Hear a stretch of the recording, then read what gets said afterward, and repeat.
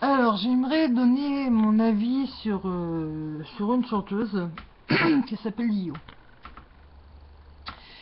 Et notamment sur un choix radical qu'elle a opéré cette année, c'est-à-dire que, pardon,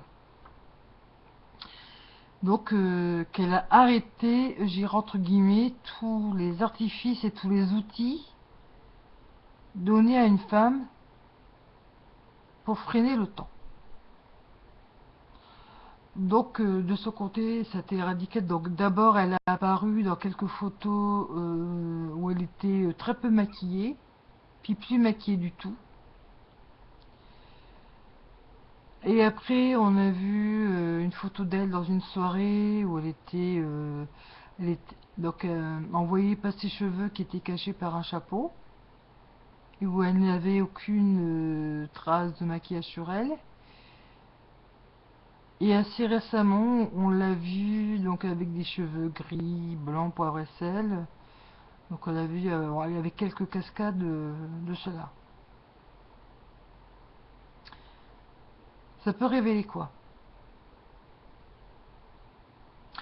Donc comme elle le dit dans sa chanson Poupée Pop, dont je vous invite à voir mon petit montage donc dans mes vidéos,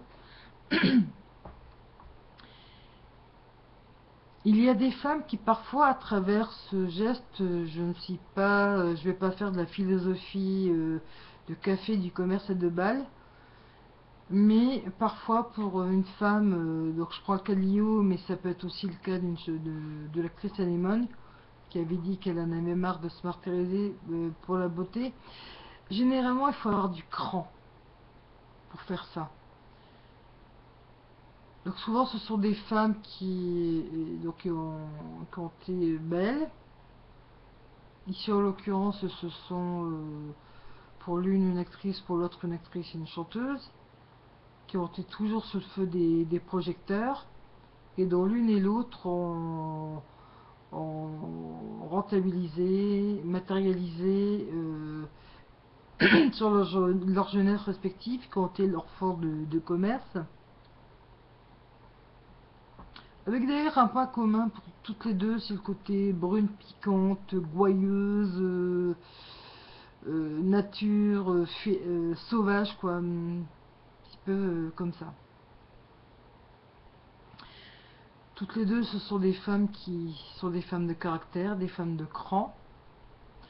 Donc il faut avoir vraiment beaucoup de cran pour se dire allez, je tourne. Là, c'est même pas tourner une page, c'est carrément fermer le livre d'une partie de sa vie et d'en ouvrir un autre pour X ou Y raison qui regarde ces femmes-là et de dire bon ben voilà, j'entre dans un autre livre de ma vie et pour marquer le coup, je vais euh, réajuster le cluster, le curseur temps sur mon âge exact de vie.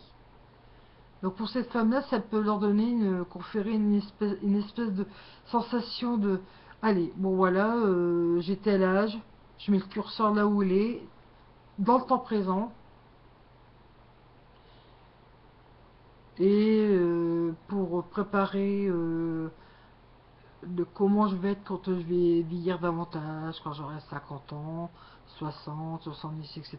Bref, de se préparer à l'inéluctable qu'est cet ultra vieillissement dont on sait que de toute façon faut pas se leurrer hein, après je pense 65-70 ans, hormis si on a du fric comme Jane Fonda, qu'on peut se permettre tous les meilleurs soins, bon bah voilà, la peau flétrie, elle se dessèche, il y a les rides qui sont là, les cheveux sont moins denses, on mange plus pareil, il y a cette saloperie ménopause qui est passée par là, on mange moins.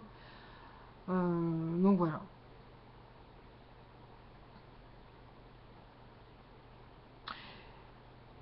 Donc voilà, je pense que sans faire de psychologie, de café du commerce ou de jouer les psychanalystes à deux balles, je pense que ça peut être une des raisons pour lesquelles une femme, dès qu'elle a 50-55 ans, décide d'un beau jour de ne plus se maquiller, de ne plus chercher à se colorer et puis à laisser apparaître ses cheveux blancs ou ses cheveux gris,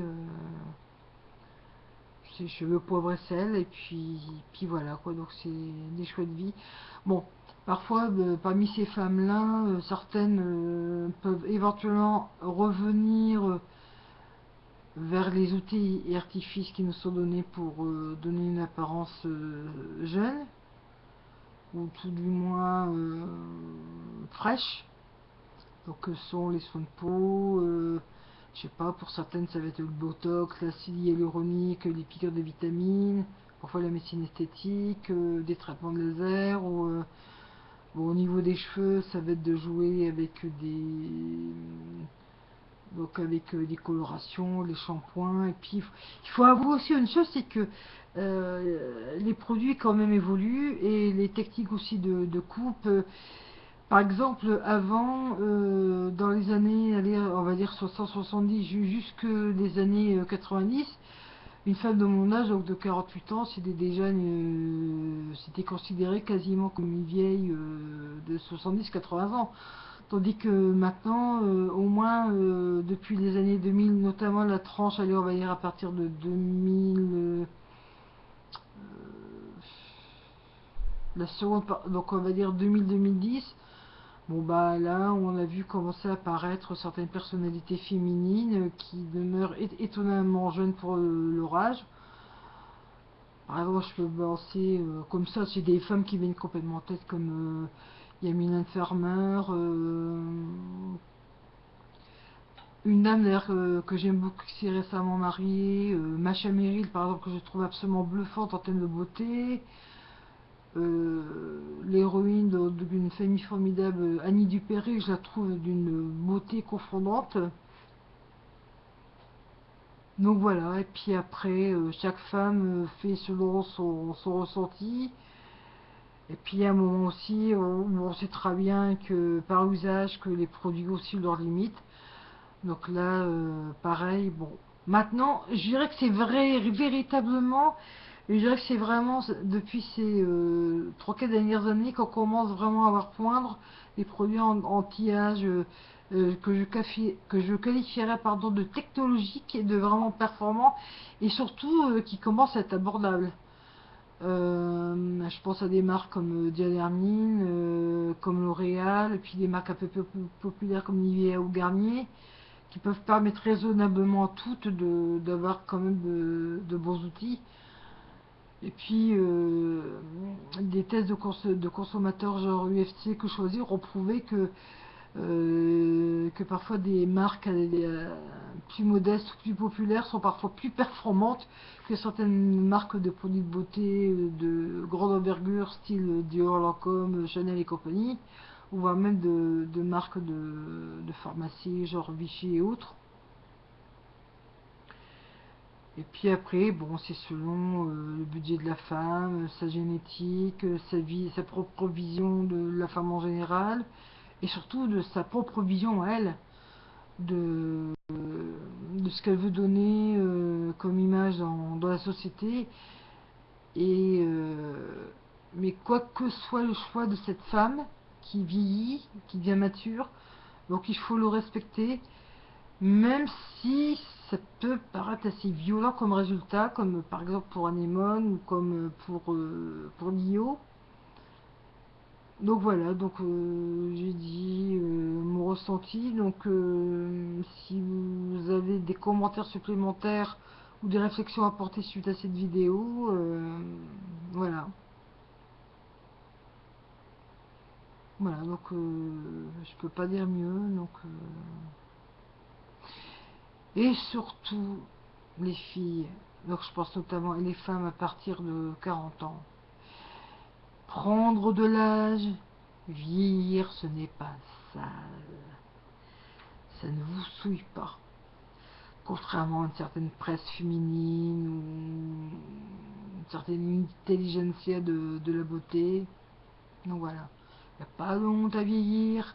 Il n'y a pas de honte à prendre certains signes de l'âge. Et puis le corps ne suit pas aussi bien. Ah bah ça, hein, quand on a 45-50 ans, on n'a pas la même forme de quand on avait 20 ans. C'est pas la peine de jouer non plus les Superwoman, on fait avec ce qu'on est, et puis avec ce qu'on est devenu. Et il y a des femmes qui passent à travers les gouttes, et puis il y en a d'autres qui, comme moi, très jeune, moi j'ai été frappée par plein de maladies durant ma vie. Donc j'ai eu diverses maladies, donc toute ma vie j'étais plus ou moins malade. Mais même simplement le fait de ne pas être malade, mais que bon, la nature est comme ça. Et j'espère qu'à l'avenir, on trouvera des techniques qu'on améliorera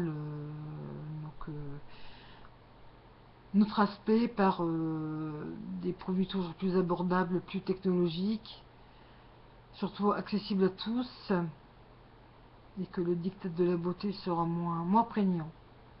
Ça, c'est surtout extrêmement important que ce soit beaucoup moins prégnant.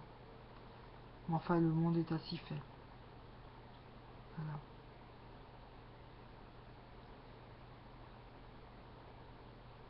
Peut-être aurons-nous des produits, je ne sais pas moi, pour la peau qui manipuleront notre génétique, qui rentreront dans la peau, ou peut-être même des traitements carrément de manipulation génétique pour avoir une peau plus ferme, plus fraîche. Ça, si c'est bien contrôlé, pourquoi pas. Voilà. Donc voilà, c'était encore un de mes avis sur le temps qui passe. Et puis vous dire que nous tous, on y passera tous. Hein. Et aussi ces messieurs, chez qui on pardonne tout. Chez un homme, on pardonne le bide en avant. On pardonne le fait qu'ils perdent leurs cheveux, leurs rides, leurs coups de serpe que sur les restes de leur visage, etc., etc. Enfin.